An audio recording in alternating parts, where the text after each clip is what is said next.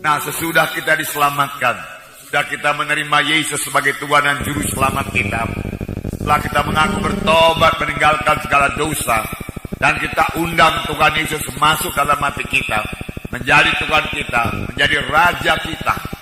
Saudara, kita juga harus hidup bersama-sama dengan Yesus. Kita tidak hidup sendiri lagi, kita tidak berjalan sendiri, tetapi kita hidup bersekutu dengan Tuhan Yesus. Yesuslah kehidupan kita. Biarlah kehidupan daripada Tuhan terus mengalir kepada kita. Saudara, sesudah selamat, persekutuan tiap-tiap anak-anak Tuhan harus bertambah intim dengan Tuhan. Tiap-tiap anak Tuhan harus tiap-tiap hari bersekutu dengan Tuhan. Tiap-tiap anak Tuhan harus selalu merasakan kehadiran Tuhan. Tuhan yang kita sembah itu Tuhan yang hidup. Kita harus selalu merasakannya di dalam hidup kita sehari-hari. Satu persekutuan yang terus-menerus, satu persekutuan yang berkesinambungan, di mana pimpinan Tuhan berlaku atas kita, di mana kita mendengar suara Tuhan dan mematuhi suara Tuhan dalam hidup kita. Benarlah seperti yang dikatakan oleh Yohanes, bahwasanya persekutuan kita dengan Tuhan Yesus begitulah eratnya, begitulah intimnya, sampai dikatakannya sama seperti carang dengan batang anggur. Dalam Yohanes 15 ayat 4 dan 5 dikatakan, tinggallah di dalam aku dan aku dalam kamu. Sama seperti ranting tidak dapat berbuah dari dirinya sendiri kalau ia tidak tinggal pada pokok anggur, demikian juga kamu tidak berbuah jikalau kamu tidak tinggal dalam aku. Tuhan Yesus berkata kita harus tinggal dalam Dia. Yesus tinggal dalam kita, kita tinggal dalam Yesus. Yesus dalam hati kita, kita dalam Yesus. Ayat 5. Akulah pokok anggur dan kamulah ranting-rantingnya. Barang siapa tinggal di dalam aku dan aku di dalam dia, ialah berbuah banyak, sebab di luar aku kamu tidak dapat berbuat apa-apa. Di sini dikatakan, akulah pokok anggur, kamulah ranting-rantingnya.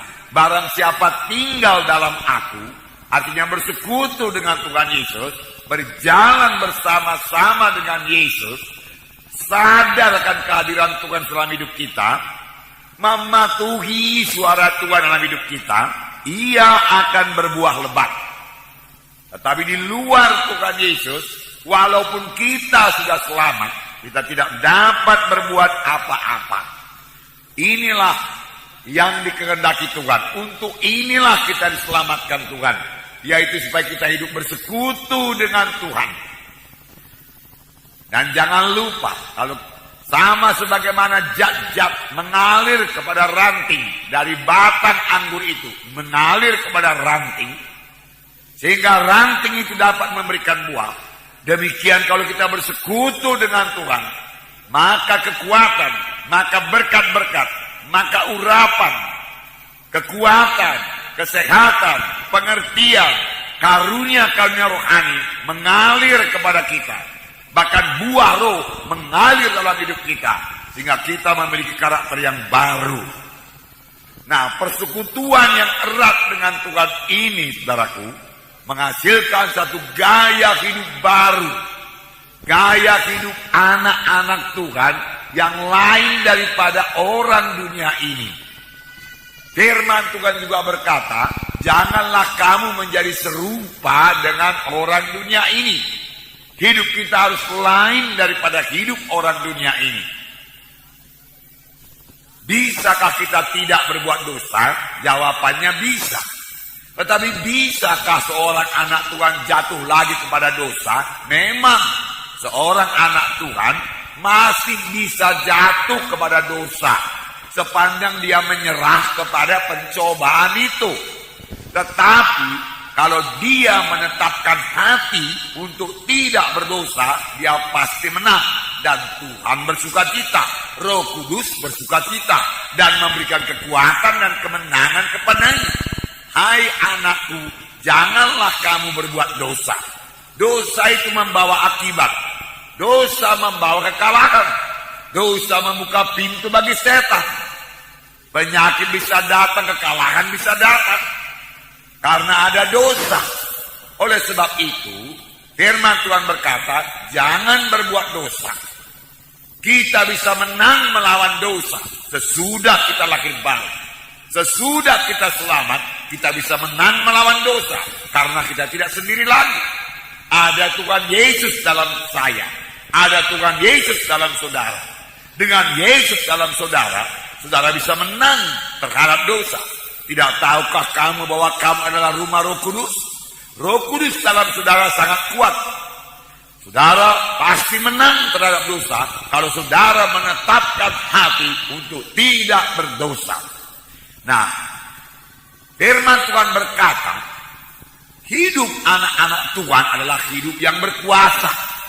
Oleh karena satu orang, yaitu Adam, maka semua manusia dikalahkan oleh dosa. Tetapi lebih benar lagi, oleh karena satu orang, yaitu Tuhan Yesus Kristus, kita akan hidup dan berkuasa. Oleh karena satu orang itu, yaitu Yesus Kristus. Adam membawa kita menjadi hamba dosa. Tetapi Tuhan Yesus membawa kita menjadi hamba kebenaran. Jadi tidak perlu jatuh lagi kepada dosa. Jalannya tidak ada lain yaitu bertobat, menyesal, bertobat, kembali kepada jalan Tuhan dan mengaku dosa itu kepada Tuhan. Maka firman Tuhan dalam 1 Yohanes pasal 1 ayat 9 yang berkata, jikalau kita mengaku dosa kita, maka Allah itu setia dan adil, maka Dia akan menyucikan kita dari segala dosa. Maka darahnya akan menyucikan kita dari segala kejahatan, dari segala dosa.